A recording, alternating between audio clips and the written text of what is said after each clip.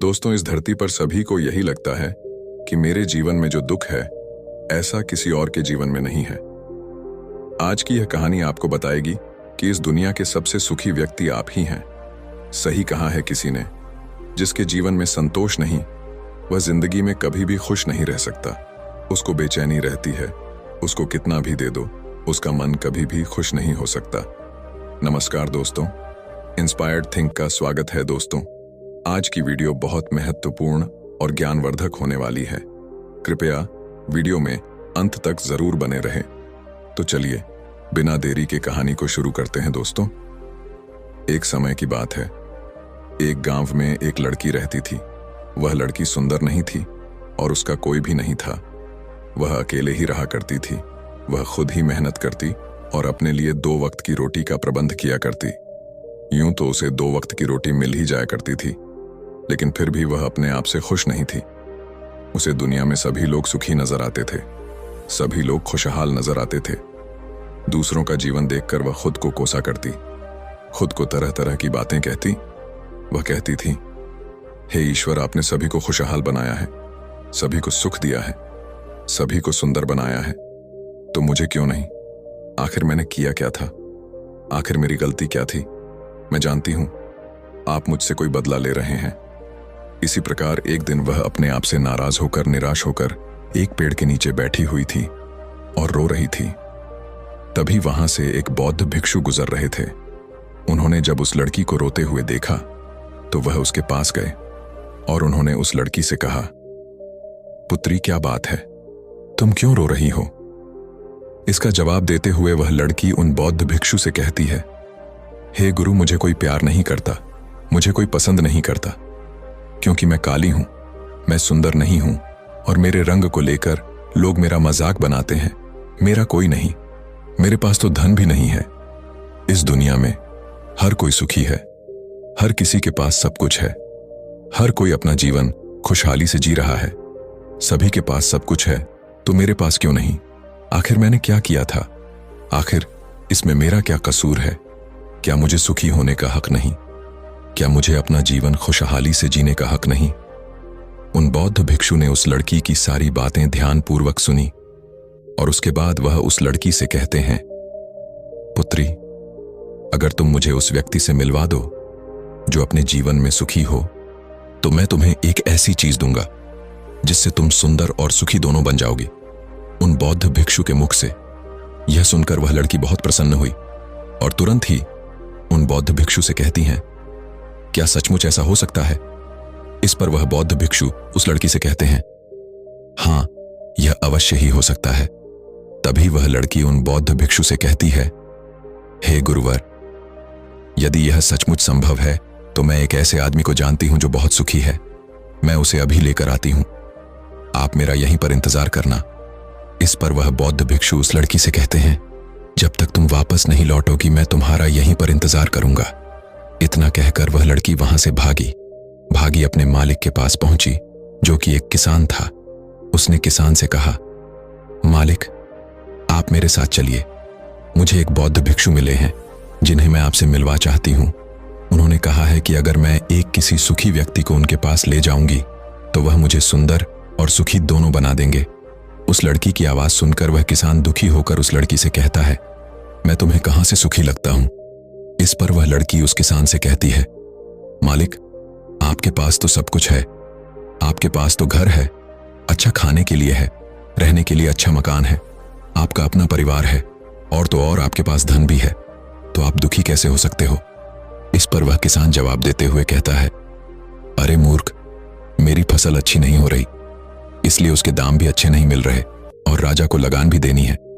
मेरे पास तो अब इतने पैसे भी नहीं है कि मैं फिर से अच्छे किस्म के बीज खरीद सकूं। और इस बार बरसात में मेरी सारी की सारी फसल भी खराब हो गई थी। अब तो मेरे हालात और अधिक खराब हो चुके हैं और ऐसे हालातों में मैं सुखी कैसे रह सकता हूं?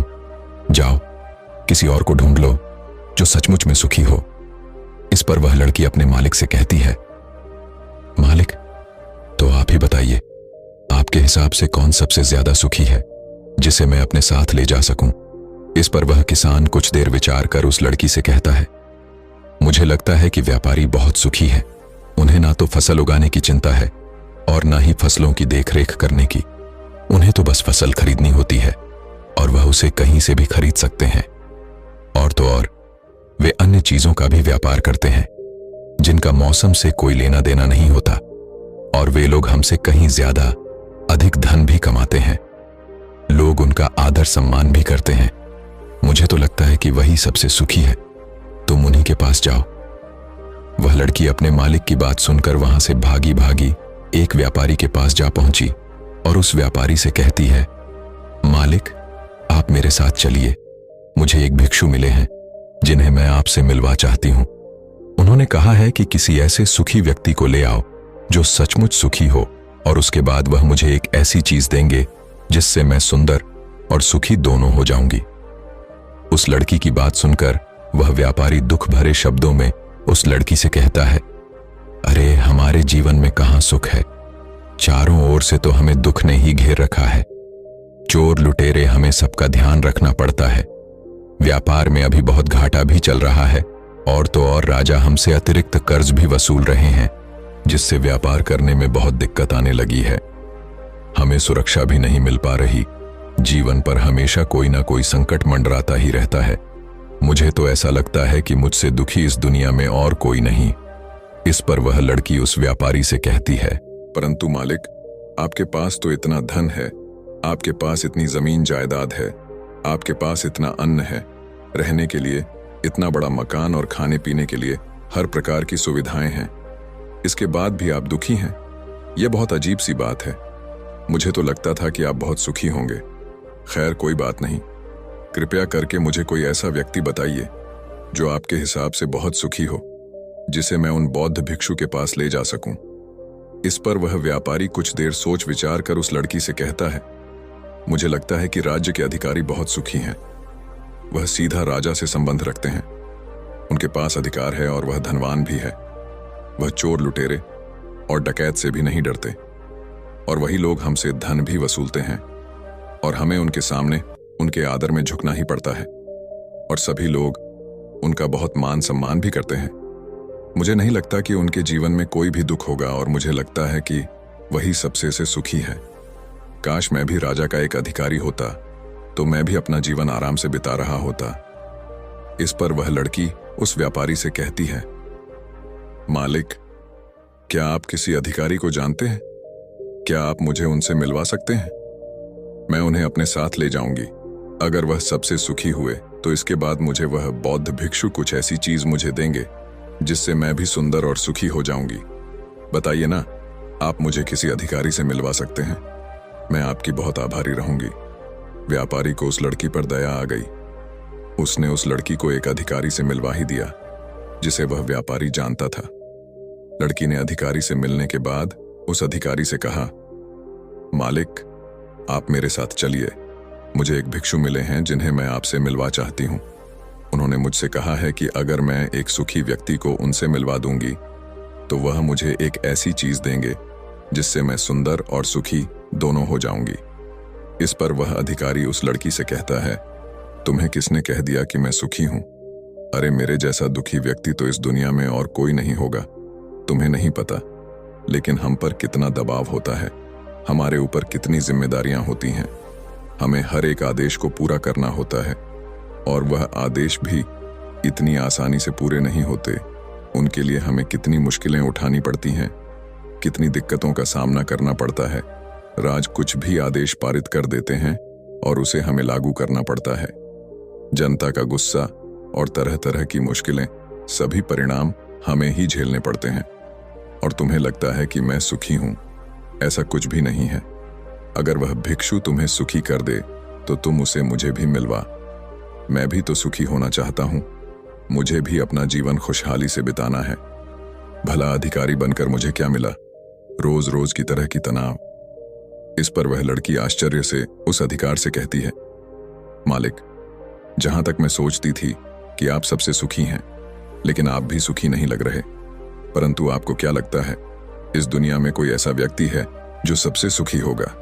क्या आप मुझे बता सकते हैं? मैं आपकी बहुत बहुत आभारी रहूंगी। उस लड़की की सारी बातें सुनने के बाद उस अधिकारी को उस लड़की पर दया आ गई। उस अधिकारी ने उस लड़की से कहा, देखो, मुझे तो ऐसा लगता है कि इस पूरे राज्य में एकमात्र व्यक्ति ही सुखी है, और वह है इस राज्य का राजा। मुझे तो केवल वही सुखी लगते हैं, उन्हें किसी की सुननी नहीं पड़ती।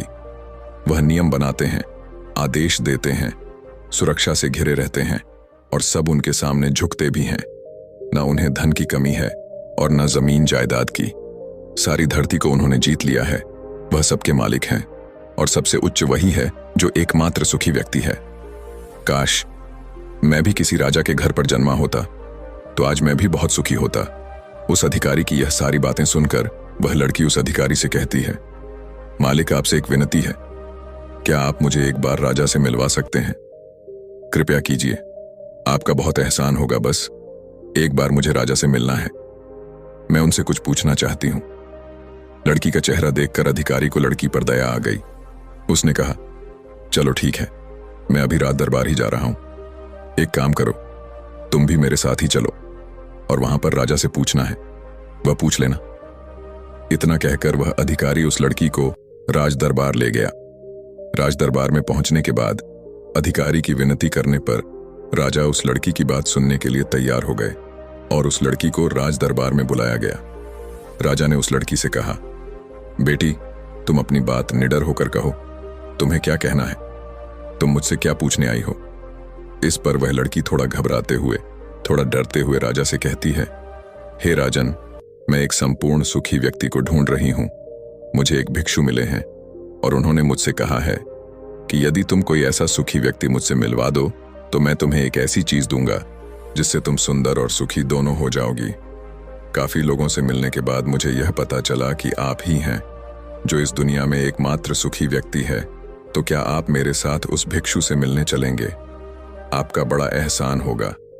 राजा उस लड़की की बात ध्यानपूर्वक सुनता है और उसके बाद जोर जोर से हंसने लगता है और उस लड़की से कहता है, अच्छा, सबकी तरह तुम्हें भी लगता है कि मैं इस दुनिया का सबसे सुखी व्यक्ति हूं, लेकिन यदि कोई मुझसे पूछे कि इस दुनिया में सबसे दुखी व्यक्ति कौन है, तो वह मैं ही हूं। मेरे पास नींद नहीं है, मेरे पास आराम नहीं है, मैं आराम से सो नहीं पाता। अंगरक्षक हमेशा मेरे आसपास रहते हैं, उनके बिना मैं अकेले कहीं जा भी नहीं सकता। जरा सी आहट होती है तो नींद टूट जाती है। डर हमेशा लगा रहता है क्योंकि मेरे दुश्मन मेरे घर में ही रहते हैं, जिनका मुझे पता तक नहीं कौन कब और कहां से मुझ पर वार कर दे, कोई नहीं कह सकता। यहां पर बैठे सभी लोग मेरे दुश्मन ही तो हैं, वे सभी मेरे शत्रु हैं। यहां पर बैठा हर एक व्यक्ति मेरे राज दरबार का ही है, किंतु मुझे सब पर शक करना पड़ता है। हर एक मुझे भारी मालूम पड़ती है। इतने बड़े राज्य की जिम्मेदारी उठाना इतना आसान नहीं। तुम्हें लगता होगा कि राजा के पास तो सभी ऐशो आराम है, धन है, दौलत है, जमीन जायदाद है, उनके पास किसी चीज की कोई कमी नहीं है और इस हिसाब से तो उन्हें सुखी होना ही चाहिए। किंतु मैं तुम्हें बता दूं कि यह सब सुख नहीं देते। इस पर वह लड़की राजा से कहती है, हे राजन, क्षमा कीजिएगा, परंतु यदि सुख धन दौलत नहीं देती, जमीन जायदाद नहीं देती, ऐशो आराम नहीं देता तो क्या हुआ? कम से कम सुंदरता तो सुख देती है। इस पर वह राजा एक बार फिर मुस्कुराते हुए उस लड़की से कहता है, पुत्री, सुंदरता जो मैंने देखी है, जो लोग शक्ल से सुंदर होते हैं उनके मन सुंदर नहीं होते। वे लोग तो एक मुखौटा लगाए घूमते रहते हैं। वे दूसरों को दिखाते हैं कि मैं कितना सुंदर हूं, लेकिन समय सबकी सुंदरता छीन लेता है। एकमात्र सुंदरता मन में ही रहती है और जिसका मन सुंदर है वह हमेशा ही सुंदर रहता है। इस पर वह लड़की राजा से कहती है, हे राजन, तो आप ही बताइए कि आपके हिसाब से इस दुनिया में सबसे सुंदर और सुखी कौन है? इस पर वह राजा लड़की से कहता है, मेरे हिसाब से तो एक गरीब व्यक्ति जो 2 वक्त की रोटी का प्रबंध कर सके, जो किसी तंत्र बिना, किसी बंदिशों के बिना किसी भी दिशा में घूम सके, उसे कुछ भी छिन जाने का डर ना हो, कुछ भी लूट जाने का खौफ ना हो, जिसे रात को अच्छी नींद आती हो। मुझसे पूछोगे तो सबसे ज्यादा सुखी वही होगा और इस हिसाब से मैं तुम्हें देखता हूं कि तुम सबसे सुखी हो। तुम्हारे पास नींद है, अच्छा मन है, चारों दिशाएं हैं और कोई डर नहीं, कोई साजिश नहीं, कोई षड्यंत्र नहीं, बस जीवन है, खुला जीवन। मेरे हिसाब से तुम ही सबसे सुखी हो। राजा की यह सारी बातें सुनकर एक पल के लिए वह लड़की सोच में पड़ गई और तभी उसे इस बात का एहसास भी हो गया। वाकई में वह एकमात्र सुखी है, वही सुंदर है। और अब वह जो थी, जैसी भी थी, उसे खुद के होने पर गर्व होने लगा। पूरे दिन यहां वहां भटकते हुए आखिरकार थक हार कर संपूर्ण सुख लिए वह चेहरे पर मुस्कान लाई। प्रकृति से बातें करते हुए वह उन बौद्ध भिक्षु के पास वापस लौटी और उसने उन बौद्ध भिक्षु से कहा, हे गुरुवर, मैं यहां से गई थी तो मुझे लग रहा था कि मैं ही सबसे दुखी हूं और मैं ही सबसे बदसूरत हूं। लेकिन यहां से जाने के बाद जैसे जैसे मैं लोगों से मिलती गई, मुझे यह एहसास होने लगा कि इस दुनिया में सबसे सुखी व्यक्ति तो मैं ही हूं। हां, यह बात और है, मैं किसी सुखी व्यक्ति को आपके पास ला ना सकी क्योंकि मुझे लगता था कि मुझे छोड़कर सब सुखी हैं। लेकिन बात तो कुछ उल्टी ही हो गई। यहां तो मुझे छोड़कर सभी दुखी हैं। सभी को किसी ना किसी चीज का डर है, कुछ ना कुछ खो जाने का डर है, कुछ ना पाने का डर, खुलकर ना जी पाने का डर। इस हिसाब से तो मेरे पास सब कुछ है। मैं खुशी से झूम सकती हूं, गा सकती हूं, जहां मन करें वहां जा सकती हूं, और 2 वक्त की रोटी का इंतजाम करने के लिए मेरे पास ये हाथ और पैर भी है। मुझे किसी चीज का कोई गम नहीं मेरे पास, ऐसा कुछ नहीं जिसके खोने का डर मुझे सताए। इस पर वह बौद्ध भिक्षु उस लड़की से कहते हैं, पुत्री, आखिरकार तुम्हें वह सुंदरता और सुख मिल ही गया। अब से तुम सुंदर और सुखी हो। यह कहकर वह भिक्षु वापस अपने आश्रम लौट गए और वह लड़की भी अब जान चुकी थी कि वही सबसे सुंदर और सुखी है। अब उसे किसी बात का कोई गम नहीं था। वह कभी अपने आप पर अफसोस नहीं करती थी, बल्कि वह अपने आप में हमेशा खुश रहती थी, हमेशा मस्त रहती थी। दोस्तों, हमें भी ऐसा ही लगता है कि हमारे पास कुछ नहीं और सामने वाले के पास सब कुछ है। वह कितना सुखी है, उसके पास हर चीज है, हर ऐशो आराम है, हर सुविधाएं हैं। किंतु ऐसा है नहीं। यह केवल आपके देखने का नजरिया है। असली सुख तो आपके पास ही है और वह है संतुष्टि। यदि आप अपने आप से संतुष्ट हैं, आपके पास जो कुछ भी है उसमें यदि आप खुश हैं, तो आपको कोई भी गम डरा नहीं सकता, आपको कोई भी दुख परेशान नहीं कर सकता। किंतु हमारी सबसे बड़ी तकलीफ यही है कि हम खुद को नहीं बल्कि दूसरों को ज्यादा देखते हैं। दूसरों से हम ज्यादा प्रेरित होते हैं और उनकी खुशी देखकर हमारे भीतर ई का भाव उत्पन्न होने लगता है। हमें तकलीफ होती है कि उनके पास इतना सुख कैसे है और हम इतने दुखी क्यों हैं। हम केवल उनकी तरफ ही नजर गड़ाए हुए हैं। हमने तो अपने पास देखा ही नहीं।